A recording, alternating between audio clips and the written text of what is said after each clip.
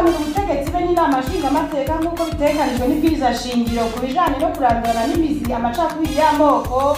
Inama nkenguzamateka yaratunganije urukurikirane rw'amahuriro 5 ku bijanye n'ubwicanyi bwabaye mu Burundi mu mwaka w'1972 ku Civugo, kwibuka no guha izina ribereye ibyabaye mu mwaka w'1972.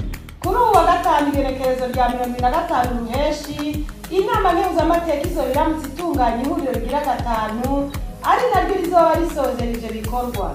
Iryo huriro rizobera mu ngoro y'amakoraniro y'inama nkenguzamateka Igitega kuva igihe c'isaha 2 z'igitondo.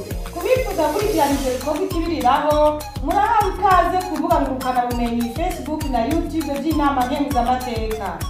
Tumenye ukuri, twubake Uburundi buzira indyane.